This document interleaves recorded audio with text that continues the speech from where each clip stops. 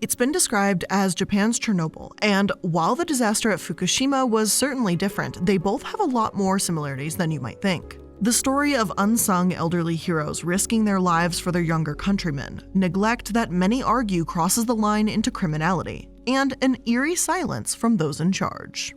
Now, Fukushima is making headlines again for a recent earthquake, leaving the world watching, scared that history will sometime soon repeat itself.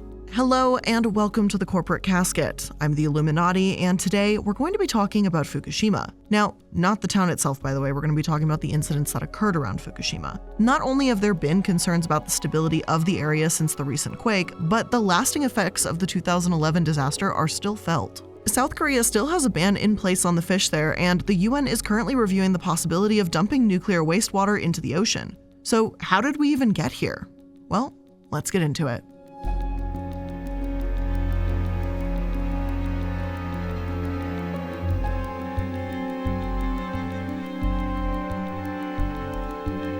It was 2:46 p.m. on March 11, 2011, when a 9.0 magnitude earthquake struck off the east coast of Honshu, Japan's main island. Japan is located along the Ring of Fire, where tectonic plates beneath the Earth's crust move and shift, leading to earthquakes and volcanic eruptions. Earthquakes are so common in Japan that their buildings are earthquake resistant, and they hold earthquake drills in schools regularly, as often as once a month. Awareness, TV coverage, and preparedness are hugely important. So on March 11th, these preventative measures saved many lives. The earthquake sensors in Japan's bullet trains, or Shinkansen, meant that their trains automatically shut down after being triggered by smaller pre-quakes before the larger 9.0 one, and no train-related deaths or injuries took place. However, this earthquake was the strongest one Japan had ever experienced since record-keeping began in the late 19th century, and these quakes triggered a massive subsequent tsunami. The waves in Japan were over 30 feet tall when they hit the mainland, and some managed to make their way 6 miles inland. Even waves in Hawaii were 12 feet tall as a result. The devastation was indescribable. More than 360,000 people were displaced from their homes within the first week, and 20,000 people were missing or presumed dead. In June, that number rose to almost 30,000, but by the end of the year, the official death toll was about 19,300, as many of the missing people were accounted for. Nearly all of the deaths were because of the tsunami, and many of those displaced were crowded into shelters. Some of them went without electricity or water, while rescuers continued to find people on the roofs of schools and hospitals. Vasily V. Titov, director of the National Oceanic and Atmospheric Administration Center for Tsunami Research, said the coastal areas had about 15 to 30 minutes before it hit, and stated, "In Japan, the public is among the best educated in the world about earthquakes and tsunamis, but it's still not enough time. The flat terrain made it harder for people to reach higher, safer ground. While citizens scrambled to find safety, family members, and shelter, horrifying events were still unfolding at the coast." Another disaster of different, epic proportions was about to take place. The Fukushima nuclear power plant, located right on Japan's eastern Pacific coast, was easily exposed to the tsunami. They had been prepared for the earthquake, as reactors 1, 2, and 3 had automatically shut down from the tremors. The others, 4, 5, and 6, were not in use at the time. In order to cool the plant, Fukushima used backup generators. However, their 19-foot-tall seawalls were unable to protect against the initial 40-foot wave that devastated the area. Atomic Archive says that one of the waves that broke through was 46 feet tall, which disabled all but one of the underground generators. It's a bit tricky to fully explain what happened unless you understand how steam-powered reactors work, such as those used at the plant. But I will try my best to give you a basic summary and rundown. So, in essence, once the power was completely gone and the generators inoperable, the cooling systems failed in reactors 1, 2, and 3. This led to the cores overheating, causing meltdown of the fuel rods. As Britannica explains, melted material fell to the bottom of the containment vessels in reactors 1 and 2 and burned sizable holes through the floor of each vessel, which partially exposed the nuclear material in the cores. Plus, if the cooling systems weren't working, this meant that the water level dropped and fuel rods were exposed to the air, creating hydrogen gases. When hydrogen mixes with oxygen, you can end up with hydrogen explosions. So, to put it as simply as possible, the cores are really hot, water pumps to cool them were not working because there was no power, so the inside was just melting itself and causing a literal fiery hell. All this spelled disaster for Fukushima. It meant the potential for explosions and radiation exposure. But with the power out and the area flooding, it wasn't exactly the best condition to even try and fix anything.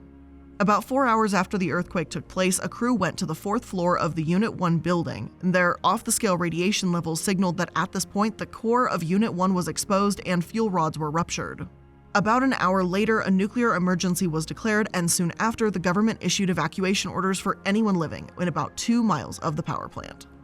Meanwhile, at the plant itself, the workers still had no functioning instruments to determine what was actually happening inside the reactor cores, so they made do with what they had: car batteries. Just before midnight, they were able to get some vital monitoring systems running again, and once they saw the levels of the pressure gauge, they panicked. One former worker that chose to remain anonymous told PBS Frontline that, quote, "The pressure was going up and up. Everyone thought, isn't this dangerous? Are we in trouble?" With that much pressure building, those responsible for the plant at the Tokyo Electric Power Company, known as TEPCO, knew they had to take some action. They basically only had 2 options. One was to do nothing and risk an explosion that would be absolutely devastating and release a ton of radiation into the atmosphere. The second option was to slowly release some of that hydrogen into the air as safely as possible in an attempt to alleviate the pressure. TEPCO needed the Prime Minister's permission to do this, but he did give them the go-ahead. However, PBS makes the important point here that TEPCO was withholding information from the Prime Minister. No one at the plant actually knew how to vent reactors without electricity. As the anonymous worker explained, the venting valves are driven by motors, so while it's possible to do it manually, it's incredibly difficult, let alone while still in the dark. Still, radiation was rising, so there wasn't much of an option. The workers realized that nuclear meltdown had begun and the fuel was melting, given the readings that they were getting in the plant at the time. After a few hours had passed, the workers were still trying to work out a way to safely vent the reactors, but the Prime Minister, not having received any updates and concerned about the situation, decided to fly out to Fukushima himself to determine what was going on. He arrived around 6 a.m. on March 12th, the day after the quake. And I want to interrupt for just a moment and state that the next several minutes will mention loss of life and suicide. While there are minimal details, please feel free to skip ahead to the next chapter if this is going to be too difficult for you to hear at the moment. Now, these workers were genuinely trying. This was just something they've never done before. Plus, there was a matter of the citizens nearby. Even though the order for evacuation had been issued, many were not even leaving, as they were desperate to find their loved ones.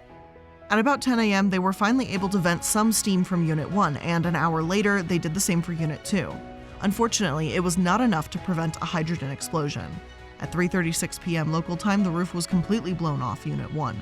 4 workers were injured, and electric cables meant to restore power and fire hoses to deliver coolant were both damaged. Now, to this day, articles say that Japan's cautious approach to venting may have actually contributed to this explosion. From what I've seen, yes, Japan was cautious about releasing radiation, and the Prime Minister carefully weighed this decision. However, he also showed up at Fukushima a few hours after the order came down, angry that it had not been done yet. Therefore, I don't think it was the approach that caused the venting delays, but the fact that it had to be done manually, and citizens still needed to be evacuated.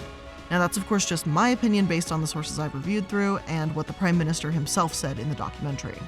After the explosion, the evacuation area was expanded to about a 12-mile radius, and this is another difficult and controversial point that we'll get to in just a moment.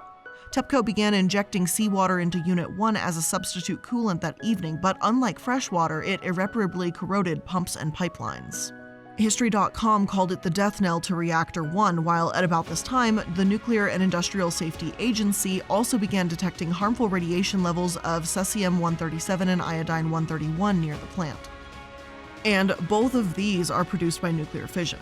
So while a small amount of cesium is in the air we breathe every day because of weapons testing, in large forms, however, it can cause burns, acute radiation sickness, and even death. Iodine affects the thyroid gland, and exposure to significant amounts of it can potentially cause thyroid cancer. But the following day, there wasn't much improvement. The cooling system in Reactor 3 failed on the morning of March 13th, and TEPCO started using seawater in Unit 2 and 3 that night as well.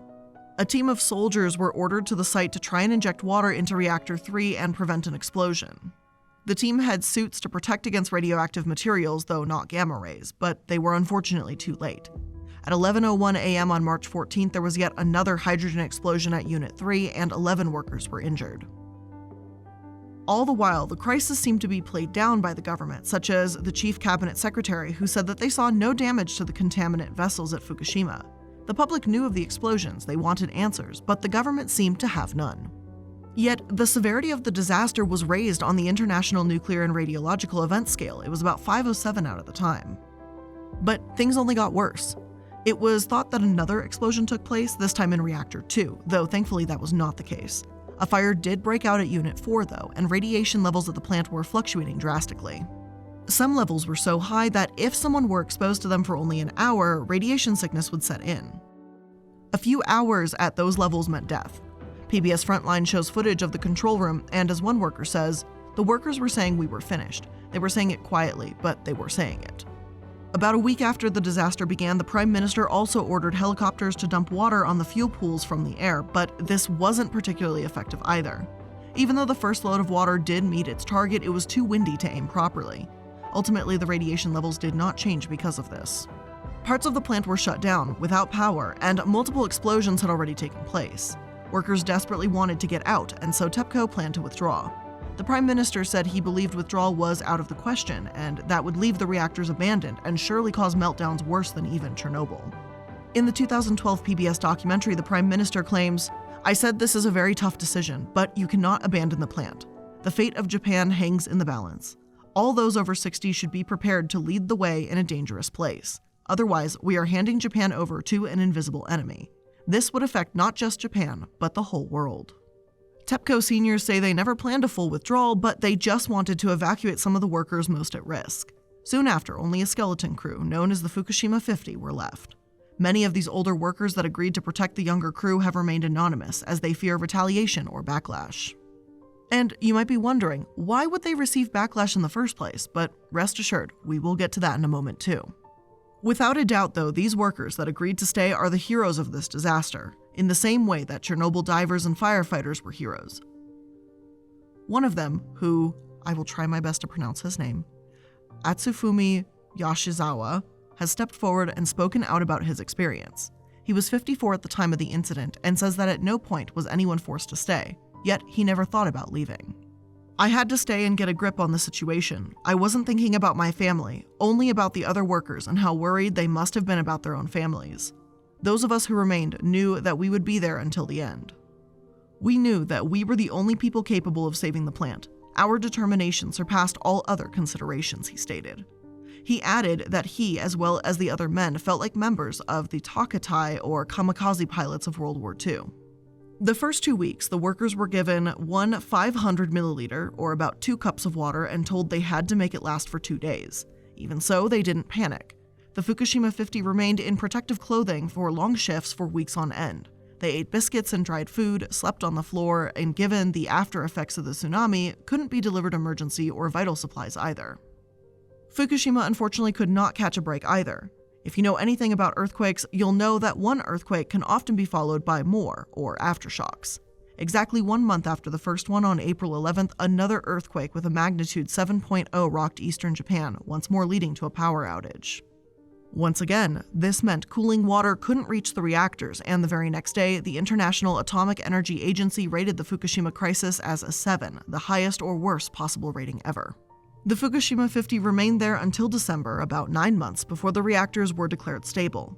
This was also the same month that TEPCO even admitted some fault in the disaster, and reports found that over 1,300 tons of contaminated water were found in the groundwater near the reactors. It took another 2 years before fuel rods started to be removed from Unit 4, though the fuel rods from reactors 1 and 2 are not expected to be removed until next year. There's a lot more that could be said about the lacking or absent safety measures, but we do need to move on. If you want to read on about it in vastly, like a lot more detail, the entire 500-page report will be available in my sources. Now, as you can imagine, the fallout from all of this has been massive. How wasn't this prevented? Why wouldn't a nuclear power plant built on a coast be more prepared for something like a tsunami? Well, when we return from this ad break, we're going to take a look at how this happened in the first place and the fallout from this disaster. Online shopping isn't slowing down anytime soon, so is your business ready to keep up the pace? With ShipStation, you'll never have to worry about shipping again. Make the switch to a solution that handles all your shipping needs quickly, affordably, and painlessly. And ShipStation is already trusted by over 100,000 other e-commerce sellers, so you know that it's good. I really like these super discounted rates that it gives me. It allows me to ship a lot more things, a lot more affordably, which obviously saves money for everybody. Sometimes shipping can be an absolute pain in the butt, so it's nice when it's all synced and in one easy solution that's quick to use, easy to learn how to use it, and then saves you money on top of it. So if you want to get started to ship more in less time using ShipStation, make sure you use my offer code CASKET to get a 60-day free trial. That's 2 months free of no-hassle, stress-free shipping. Just go to ShipStation.com, click on the microphone at the top of the page, and type in the word CASKET. ShipStation.com, use promo code CASKET. And speaking of saving money, for most of us, the idea of getting financially healthy means dropping the weight of credit card debt. But where do you start when it feels like a never-ending cycle? Well, that's where Upstart comes in, because Upstart can help you pay off your existing debt quickly and easily with a personal loan so you can start living your best life. And it doesn't matter if you're paying off credit cards, consolidating high-interest debts, or funding personal expenses. There's over 1 million people who've used Upstart to get one fixed monthly payment with a clear payoff date and no surprises. And Upstart knows you're more than just a credit score, so rather than looking at your credit score alone, Upstart's model considers other factors like your income, employment, and other information provided to find you a smarter rate for your loan. Find out how Upstart can lower your monthly payments today when you go to upstart.com/casket. That's upstart.com/casket. Don't forget to use our URL to let them know we sent you. Loan amounts will be determined based on your credit, income, and certain other information provided in your loan application. Again, that's upstart.com/casket. The entire disaster at Fukushima has been extremely controversial, with many debating the speed and aggression with which the government acted. Let's answer the first big question. Could this have been prevented? The answer is a resounding absolutely yes, according to the Carnegie Endowment for International Peace. According to their article, TEPCO and their regulator, NISA, neglected to follow standards. And it's not as if power plant flooding is new. Back in 1999, when Blaye nuclear power plant in France experienced flooding, many plants in Europe started upgrading their defenses. However, TEPCO, in a country known for earthquakes and tsunamis, failed to actually upgrade Fukushima in the same way.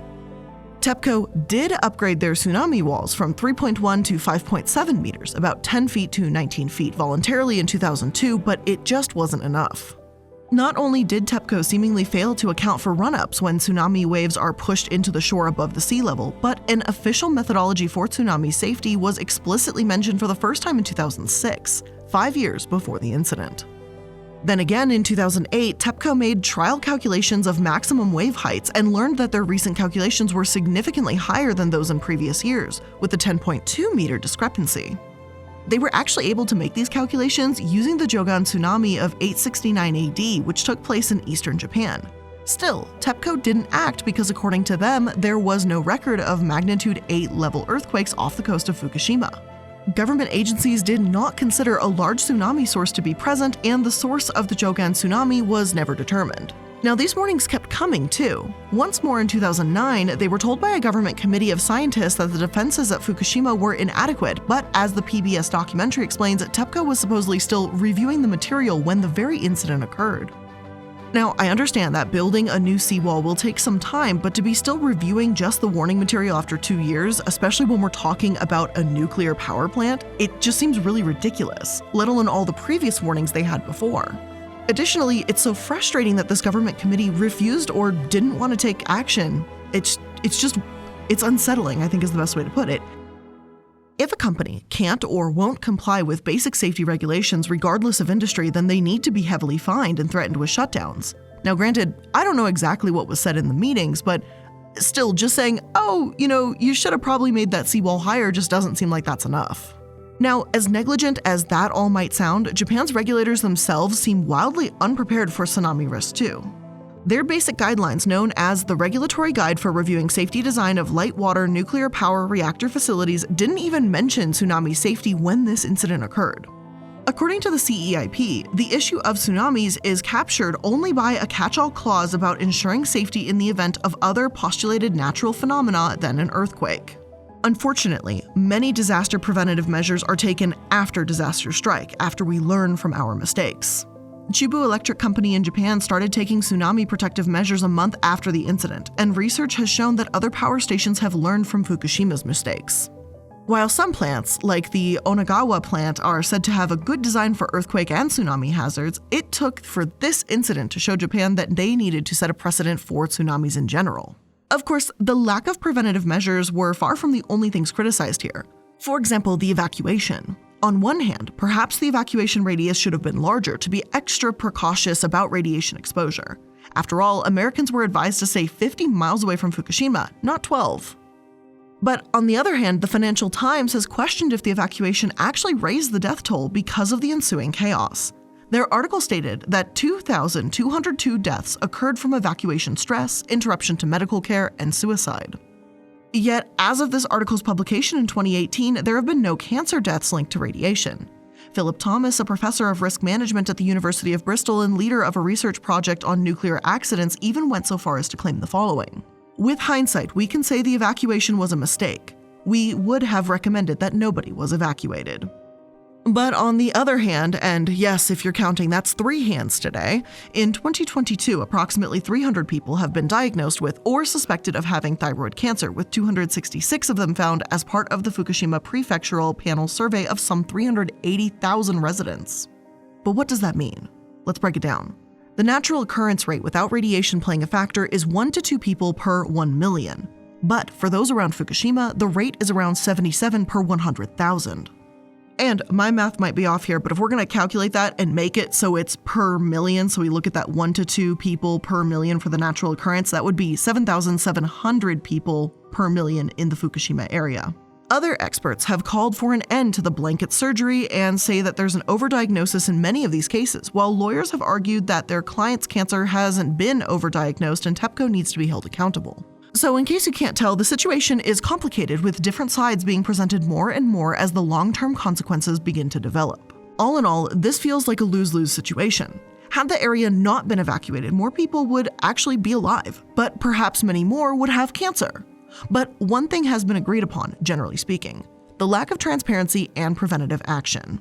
This is one thing the Prime Minister has been especially criticized for, though not everyone agrees he deserved the hatred he got for his handling of the crisis. In April 2011, Prime Minister Khan's approval rating was at just 27%, which, while that's extremely low, was still higher than his abysmal rating of just 21% before the Fukushima disaster. As he visited disaster zones, however, critics began to speak up. Shinichi Suzuki, a deputy mayor of the town of Nahara, said that he didn't think the government is making enough of an effort. Many people are still living in a gymnasium without any privacy, more than a month after the evacuation. The government should have built more temporary housing. Food is also a problem. There are many elderly among the evacuees. Japanese media continued to report that the government was doing all that it could, but lawmakers and local leaders accused them of sending mixed signals by saying that the reactors were stabilizing 1 minute, then expanding the evacuation radius the next. The Woods Hole Oceanographic Institution said that the first official radiation contamination map wasn't even released until 7 months after the crisis took place. With such a lack of information, rumors were able to circulate. Asby Brown is the lead researcher for SafeCast, an environmental monitoring group, and they explained it as such. Trust is not a renewable source. Once you lose it, you may never get it back. By the end of April, it was clear that the public had largely lost faith in Prime Minister Khan. Though he claimed to have done everything he had to do, the criticism of the slow reconstruction effort and his response to Fukushima proved too much, and so he resigned. September that year, many of the 80,000 evacuees were still living in shelters with no indication of when they could go home. It wasn't until February, almost a year after the disaster, that one of the 9 evacuated municipalities announced their coming plans to reopen. The Japanese courts wanted justice, and they weren't about to tolerate any excuses from TEPCO or the government. In September 2020, they determined that TEPCO and the Japanese government were both responsible for failing to take measures to prevent the 2011 nuclear disaster, and they were ordered to pay 1 billion yen to thousands of residents. And although that sounds like a slamming amount of money, it was only a fraction of the 28 billion yen that they were actually seeking. And to add insult to injury, this was only about 9.5 million USD when the article was written, so that means that residents are getting just very little compensation compared to how much they actually suffered and lost. The government argued it was impossible to predict the tsunami, even if no one can see the future, but it still doesn't seem like TEPCO and their regulators even tried to prepare for it. When reflecting on the topic years later, Khan has maintained that, quote, "Rather than overstepping what is permitted by law, I pushed the laws to its limit, doing everything that I was legally allowed to do to save Japan. I did everything in my power I can do legally, but I pushed the legal boundaries." Fukushima remains a volatile topic to this very day. In 2017, Japan's reconstruction minister, whose name I am going to try my best to say, Masayoshi Imamura, resigned after making some extremely insensitive remarks about the disaster. According to The Guardian, he stated that it was better the disaster struck the Northeast than Tokyo at a party for Liberal Democratic Party lawmakers. Weeks later, he'd also disparaged people who left Fukushima out of fear and shouted at a reporter. So that doesn't seem like the best person to handle the reconstruction of a disaster zone, just saying. Yet, what I personally find to be one of the strangest controversies out of all of this is the fact that the Fukushima 50 aren't actually seen as heroes. Although there aren't technically 50 of them per se, this skeleton crew faces discrimination in Japan. They've often been seen as the cause, and Dr. Jun Shigemura at Japan's National Defense University told the BBC that some of the workers have been turned down for renting apartments. Some have had plastic bottles thrown at them or even papers pinned to their doors saying, "Get out, TEPCO." Japan's history with nuclear power, given the bombs in World War II, has always been dicey, to put it lightly. Time and time again, the public has been promised that nuclear power is safe in order for them to accept the plants. As the BBC puts it, now that the lie has been so tragically exposed, the feeling of betrayal is huge. The Fukushima 50 are seen as the face and names of TEPCO, even though they risk their very lives to protect their country.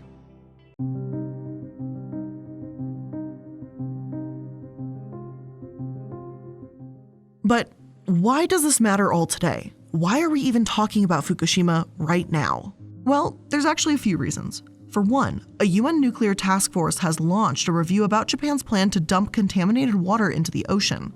Local fishers and even neighboring counties have strongly opposed this, but TEPCO insists that it's able to remove all radioactive materials from the water except for tritium. And since they say tritium is harmless in small amounts, they believe that the seawater will dilute it. Even so, the long-standing ban on Fukushima seafood, which still remains in effect in South Korea to this day, proves that the fear around Fukushima's radioactivity is alive and well. Only 2 single fish out of the thousands that have been tested since 2015 have exceeded radioactive levels, according to the Woods Hole Oceanographic Institution. While TEPCO has said this won't be a problem, it's understandable why the public may not be able to really fully trust them. Fukushima has also made headlines very recently, like literally last week.